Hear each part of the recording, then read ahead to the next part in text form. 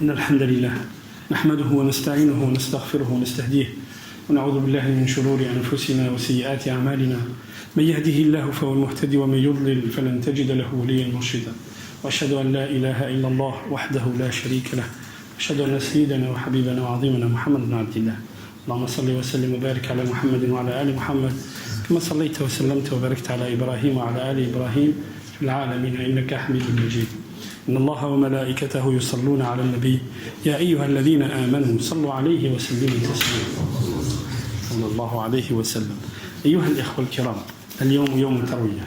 Aujourd'hui c'est le 8e jour de Dhul-Hijjah. Al-Hajjij, les pèlerins sont en train de partir à Mina. اللهم إن هذه منى فمن علينا بالخير واليمن والبركة آمين يا رب العالمين. الرسول صلى الله عليه وسلم في مثل هذا اليوم comme ce jour, comme aujourd'hui, les gens se préparent aujourd'hui pour aller à Arafat demain. Et Arafat, c'est un grand jour. Alors, Rasul sallallahu alayhi wa sallam nous dit Arafat, c'est le plus grand jour. C'est le plus grand jour où le soleil s'est levé.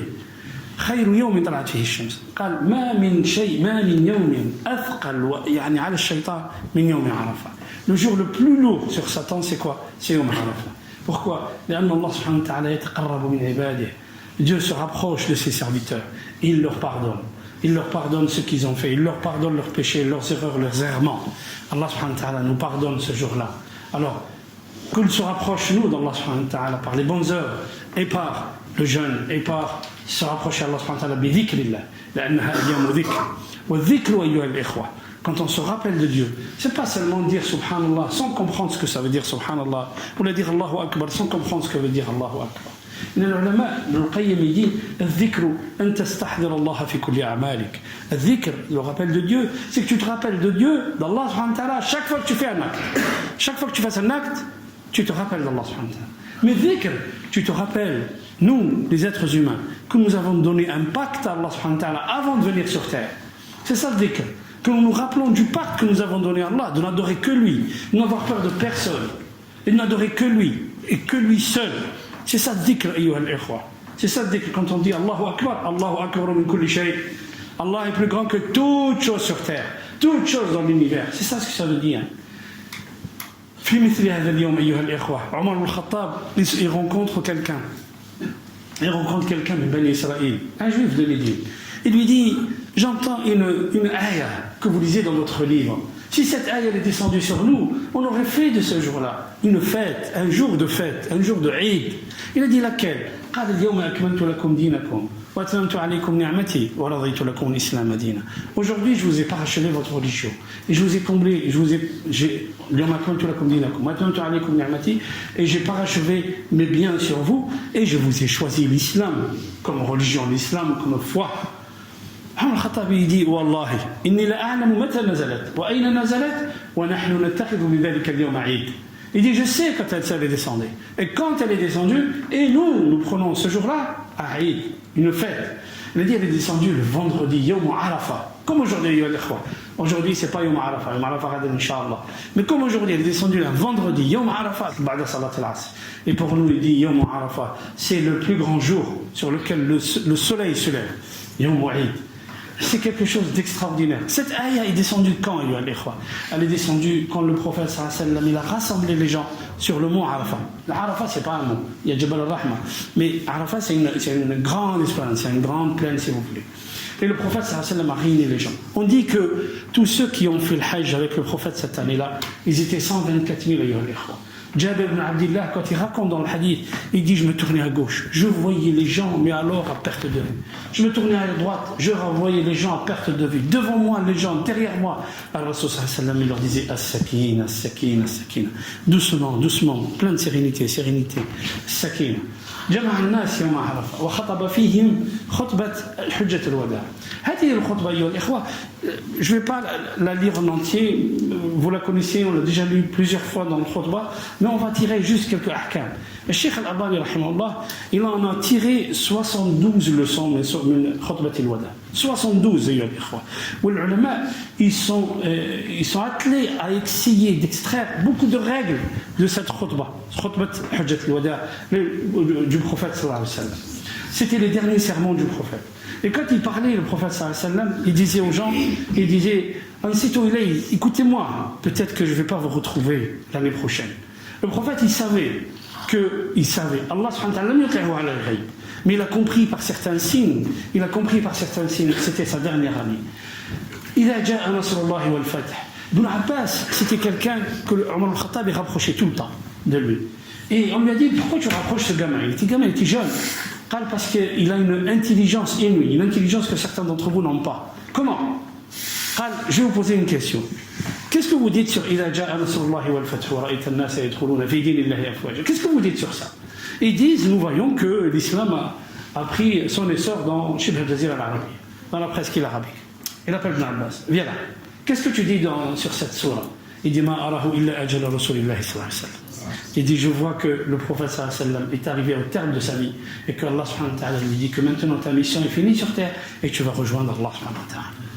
Et le Rasul sallallahu alayhi wa sallam, quand cette sourate est descendue, kana yastaghfirullah, et un jour Fatima elle rentre et il lui dit ça, il lui dit que Allah subhanahu wa ta'ala a descendu une sourate qui me fait dire que je vais le rejoindre. Et tous les ans, Jibril il venait au moins une fois pendant le Ramadan. Yudarisuhu al-Qur'an, on révisait tout le Coran avec Jibril, une fois pendant le Ramadan. Cette année il est venu 2 fois. Et je ne vois que ma vie est finie ici sur terre, que ma mission est terminée. Fatima elle pleure. Elle pleure parce que lui murmure ça dans l'oreille. Et il lui dit, tu seras la première de ma famille à me rejoindre. Et effectivement, 6 mois après la mort du prophète sallallahu alayhi wa sallam, Fatima va rejoindre son père. Le prophète sallallahu alayhi wa sallam, il fait sa khutbah, il dit aux gens, écoutez-moi, peut-être que l'année prochaine, vous n'allez pas me retrouver.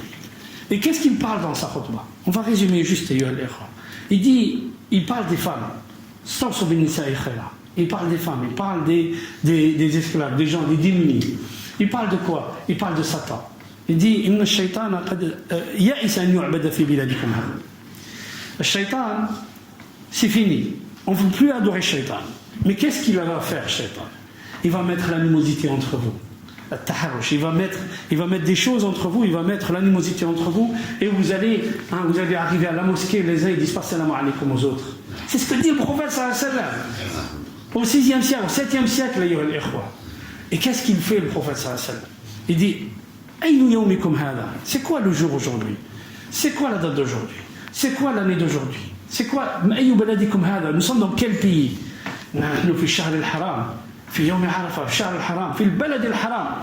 Pourquoi on dit le balad al-haram? Pourquoi on dit shahr al-haram? On n'avait pas le droit de faire la guerre pendant ces mois-là. Shahr al-haram, shahr al-hijjah, shahr al-haram. Et le prophète sallallahu alayhi wa sallam, on vous dit pourquoi il fait ça? Il attire l'attention. Vous imaginez, le prophète au 7e siècle, il nous apprend des techniques de communication. Si je vous pose la question tous, vous allez dire pourquoi il nous pose la question. Et les gens, quand on leur pose la question, ils font travailler leur cerveau, ils restent attentifs.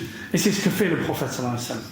كذلك الرسول صلى الله عليه وسلم كان يقول جابر il disait كان رسول الله صلى الله عليه وسلم يأتيه الرجل. Les gens ils venaient et le prophète sallallahu alayhi wa sallam sur sa monture il dit ya Rasulallah, j'ai coupé les cheveux avant de faire un rajm. Et l'autre il venait, il dit ya Rasulallah, j'ai fait le rajm avant de me couper les cheveux et j'ai pas fait l'immolation du mouton. Il dit, alors chaque fois le prophète sallallahu alayhi wa sallam il disait if'al wa la haraj, if'al wa la haraj, if'al wa la haraj. Et Cheikh Al-Uthaymin rahimahullah il a écrit un livre qu'il a appelé If'al wa la haraj. Il a donné le nom du livre, ce terme-là. If'al, fais, il n'y a aucune grief contre toi. La haraj.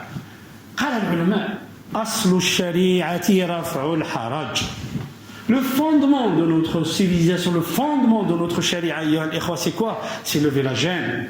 Là où vous trouvez la gêne, quand quelqu'un vous met la gêne dans une adoration quelconque, c'est pas ça l'islam. C'est pas du tout ça l'islam.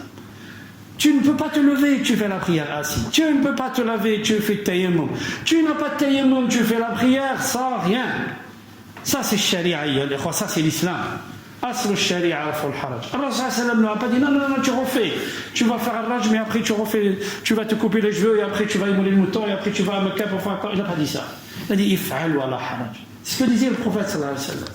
Le prophète sallallahu alayhi wa sallam, il nous a appris aussi, il leur disait, Ala hal ballaght, falyuballigh ash-shahid al-ghaib. Il transmettait le message. Vous êtes là, et bien transmettez à ceux qui ne sont pas là. Et peut-être que celui qui n'est pas là, quand il va écouter la parole du prophète, il va mieux la comprendre que celui qui était là. C'est ce qu'il voulait le prophète sallallahu alayhi wa sallam. Mais de ça, il nous apprend des choses. Il nous apprend à nous, les musulmans d'aujourd'hui. Il nous apprend à nous qui voulons transmettre l'islam. Que transmettre l'islam ne reste pas autour de moi seulement. Que je transmette aux gens autour de moi et que ceux qui sont avec moi transmettent à ceux qui connaissent, à ceux qui ne sont pas là avec nous. Rasul sallallahu alayhi wa sallam, il a refait ses discours. Il a refait son discours, il a discouru 2 fois à Mina et 1 fois à Arafat. Le maqal, pour que la science rentre, il faut répéter. Et on ne peut ancrer la science qu'avec la répétition. Et ça, dans tout, il y a l'air. Si vous voulez apprendre des mathématiques, il faut faire des exercices. Faire et refaire et refaire et refaire. Si vous voulez apprendre le Coran, il faut faire et refaire et refaire. Il faut réciter, réciter, réciter, réciter. Jusqu'à ce que ça s'ancre dans votre... Si vous voulez apprendre à vos enfants, il faut le faire et le faire et le faire. Et le prophète sallallahu alayhi wa sallam, il nous apprend ça, ayyuha al-ikhwa. من الأحكام الإيمانية أيها الأخوة في حجة الوداع الرسول صلى الله عليه وسلم أحكام إيمانية يعني تشريعات le prophète صلى الله عليه وسلم Maïmouna elle vient le voir et dit ya Rasulallah les gens étaient en jeûne ils ont jeûné et ils n'en peuvent plus le prophète il dit ramenez-moi qadah min halib qadah min laban on lui ramène un récipient où il y avait du lait dedans et il boit devant tout le monde pour leur montrer que Yom Arafat as-sawmu li khayri al-hajj as-sawmu li khayri al-hajj لماذا الحجاج لا يصومون؟ لأنهم ضيوف الرحمن. الحجاج sont les invités de Dieu. C'est pour ça qu'ils ne jeûnent pas. Et le prophète sallallahu alayhi wa sallam, il a fait ça devant tout le monde. Autre chose, il y a quelqu'un qui était بالإحرام, كان مع رسول الله صلى الله عليه وسلم. Il est décédé ce jour-là. Les gens sont venus voir, ya Rasulallah, il y a quelqu'un qui était sur sa monture, il est tombé de sa monture, il est mort. Qu'est-ce qu'on en fait? Le prophète sallallahu alayhi wa sallam parle Rassilou. Vous le lavez, vous le mettez du cidre et tout, et vous le laissez comme ça. Vous ne couvrez pas sa tête, vous le laissez comme ça et vous l'enterrez comme ça. Et il viendra en disant Labbaik Allahumma labbaik, qui est jour de jugement. Allahu Akbar. وهذه من نعم الله سبحانه وتعالى علينا. كان الفضل أخو عبد الله بن عباس. الفضل c'était le frère d'Abdullah ibn Abbas, c'était avec le prophète sallallahu alayhi wa sallam. Puis il y a une femme qui passe, et le Fadl il la regarde, et la femme elle la regarde, et le Fadl il la regarde, et la femme la regarde, le prophète sallallahu alayhi wa sallam prend sa tête, et lui dit tourne la tête. Cette femme elle vient voir le prophète sallallahu alayhi wa sallam, dit ya Rasulallah, mon père c'est une personne très âgée, et qui ne peut pas rester, il ne peut pas être stable sur sa monture. Est-ce que je peux faire le hajj sur lui? Il y a une autre, elle lui dit ya Rasulallah, elle dit ya Rasulallah, mon père est mort, et il n'a pas fait le hajj. Le prophète sallallahu alayhi wa sallam lui dit si ton père avait une dette, est-ce que tu aurais payé sa dette pour lui?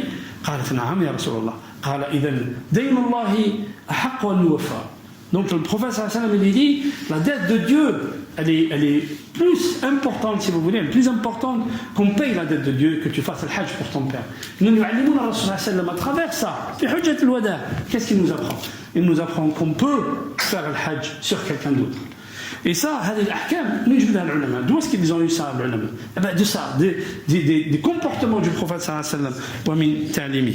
من الأحكام أيها الإخوة، من الأحكام التي علمنا الرسول صلى الله عليه وسلم في حجة الوداع. Le prophète il nous dit كلكم لآدم وآدم من تراب. Vous êtes tous d'Adam. Et Adam a été sorti de poussière, de turab, de terre.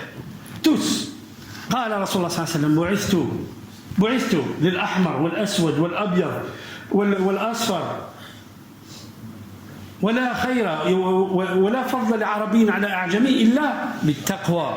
Le meilleur d'entre vous c'est qui? Le meilleur d'entre vous c'est celui qui est pieux, celui qui est proche de Dieu. علماء الحديث أيها الإخوة, il n'y a pas un arabe في علماء الحديث à part l'imam Ahmed. Il n'y a pas un arabe في علماء الحديث. علماء الفقه, il n'y a pas un arabe, c'est tous des Perses. استغفر الله. علماء النحو pardon, مش الفقه. علماء النحو أبو حنيفة فارسي. Les gens, il n'y a pas de disparité, il n'y a pas de différence entre les gens en l'islam. Alors ce qu'on voit aujourd'hui, min adat al-jahiliya, quelqu'un qui se croit parce qu'il est né blanc ou parce qu'il est né, je ne sais pas moi, parce qu'il est né allemand, il se croit mieux que les autres. Qu'est-ce que tu as de plus? Qu'est-ce que tu as de plus? Al-Rasul sallallahu alayhi wa sallam fi hujjat al-wada', il dit aux gens, sachez que vous allez tous être debout devant Allah subhanahu wa ta'ala, que vous allez tous retourner à Allah subhanahu wa ta'ala, et qui va vous demander à la saghira ou al kabira, il va vous demander des comptes sur le petit et le grand de ce que vous avez fait. Alors pensez à ce jour, mettez ce jour dans votre tête tout le temps. Alors sallallahu alayhi wa sallam ya'allimuna al-ukhuwa fil islam. C'est ce qu'il nous apprend Hujjat al-Wada'. Il est en train de partir, le prophète, vers Allah. Il nous apprend quoi? Que tout est interdit entre nous. J'ai pas le droit d'insulter mon frère. J'ai pas le droit de parler sur lui. J'ai pas le droit de prendre son argent. Ne serait-ce un euro. J'ai pas le droit de prendre son argent. J'ai pas le droit de l'humilier, de parler sur lui. Je n'ai pas le droit d'approcher sa femme et de lui parler d'une manière, je n'ai pas le droit. C'est ce que dit le prophète sallallahu alayhi wa sallam. Mais regardez, quand on se détourne de ce que nous a appris le prophète sallallahu alayhi wa sallam, ماذا يصيبنا؟ قالت عائشة سألت رسول الله صلى الله عليه وسلم. عائشة pose la question au prophète. Ya Rasulallah, أنهلك وفينا الصالحون. Est-ce qu'on peut périr alors que parmi nous il y a des gens pieux, des gens nobles? قال نعم. متى؟ إذا كثر الخبث. Bien sûr. وكل يحشر على ما كان عليه. استغفر الله. Aïcha pose la question, elle dit, Ya Rasulallah, est-ce qu'on peut périr alors que parmi nous il y a des gens pieux, des gens bien? Qanam. Si la fornication sévit dans la société, إذا الزنا الخبث الزنا إذا الزنا ساد عام في المجتمع الله سبحانه وتعالى يهلك المجتمع et chacun il arrivera chez Allah sur la façon dont il adorait Allah subhanahu wa ta'ala. Qu'est-ce qu'il nous apprend Allah sallallahu alayhi wa sallam? As-sam'a wa ta'a. Alors regardez, السمع والطاعة في حجة الوداع السمع والطاعة وإن تأمر عليكم عبد حبشي. Le prophète sallallahu alayhi wa sallam nous dit, vous devez obéir, vous devez respecter les lois, c'est ça ce que ça veut dire. Respectez votre gouverneur, même si celui qui est sur vous, c'est un petit esclave qui vient du... Vous devez le respecter. Mais alors, écoutez أيها الإخوة, هنا المشكلة أيها الإخوة, طاعة ولي الأمر. هل الإنسان الذي تولى علينا هو ولي أمرنا حقا؟ إذا كان ولي أمرنا حقا علينا السمع والطاعة. إذا لم يكن ولي علينا حقا كما قال الرجل لعمر الخطاب. Quand quelqu'un l'a dit à Omar al-Khattab, قال لا سمع ولا طاعة. Pourquoi? On ne t'écoute pas. Pourquoi tu ne m'écoutes pas? Il lui dit. Il dit parce que hier tu nous as distribué des étoffes. Et toi tu es un homme grand. Et aujourd'hui je vois un qamis sur toi. Et l'étoffe elle ne suffit pas pour avoir un qamis. Comment tu veux qu'on t'écoute et qu'on t'obéisse alors que tu n'es pas égal à nous, que tu ne distribues pas le butin de la même façon sur tout le monde? Vous imaginez quelqu'un qui dit ça aujourd'hui à un tyran dans les pays arabes? Vous imaginez? Omar al-Khattab il fait lever son fils Abdullah ibn Umar, il dit lève-toi Abdullah, dis-leur. Il dit je lui ai donné mon étoffe à moi, il a eu 2 étoffes pour faire un qamis parce que c'était une grande personne. Vous imaginez ayyuha al-ikhwa?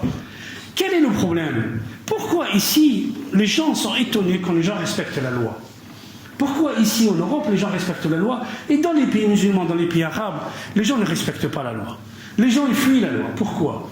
Vous savez pourquoi? Simplement parce que ici, même si on conteste le président, on conteste, mais il est venu d'une manière démocratique. Il est venu, le peuple l'a choisi. Là-bas on vole le pouvoir et on impose aux gens. Eh bien les gens les gens ne suivent pas. Mais ici, les gens ils suivent. Il y a un scrutin. Les gens, ils expriment leurs pensées, ce qu'ils disent. Bien sûr, le modèle n'est pas parfait. Mais ici, les gens, ils respectent la loi. Parce que, et quand il y a un fléau, quand les gens ne respectent pas le peuple ne respecte plus la loi. Tout simplement, أيها الإخوة. هذا ما يعلمنا الرسول صلى الله عليه وسلم.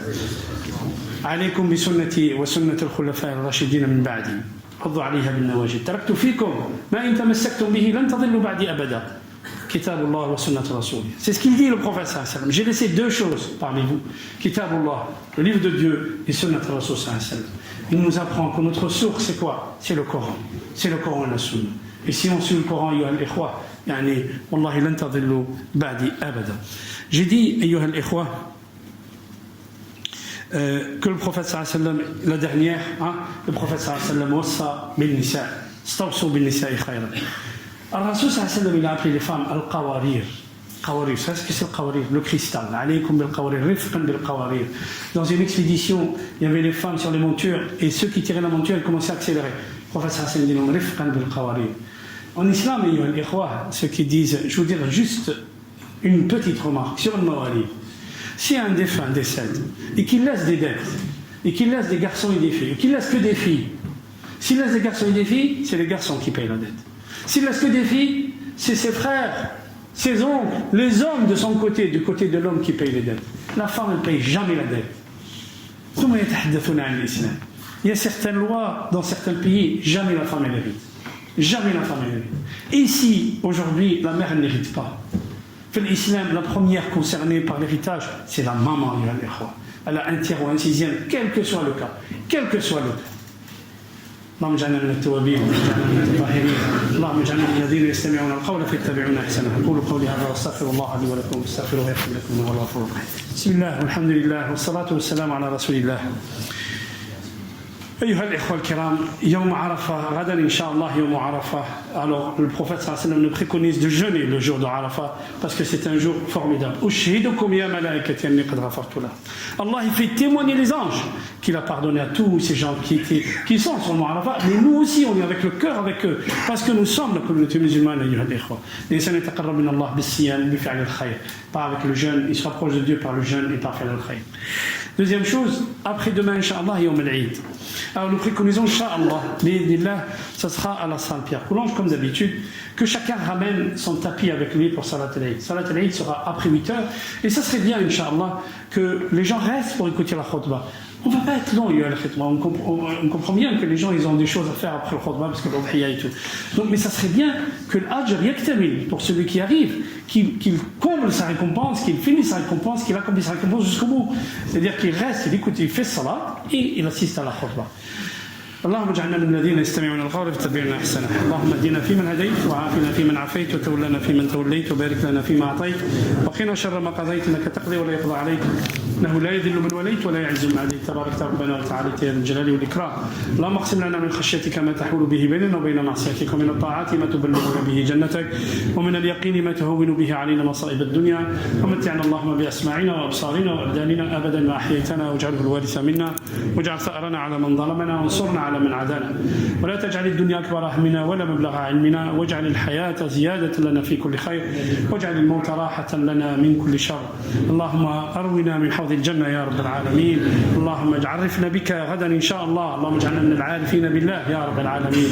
اللهم أعد هذا العيد علينا أعوام عديدة واجعل أمتنا يا رب في كرم واصلح أحوالنا يا رب العالمين واحفظ أمورنا. اللهم ارفع الضر عن إخواننا في العراق وفي سوريا وفي اليمن وفي فلسطين وفي كشمير وفي كل بلاد الأرض يا رب العالمين. واحفظ بلاد السودان وبلاد الجزائر وبلاد تونس يا رب العالمين. واحفظ بلاد المسلمين يا رب العالمين. اللهم اجعلنا من التوابين واجعلنا من المطهرين. عباد الله إن الله يأمر بالعدل والإحسان وإيتاء ذي القربى وينهى عن الفحشاء والمنكر والبغي يعظكم لعلكم تذكرون ولذكر الله أكبر والله يعلم ما تصنعون وقوموا إلى صلاتكم.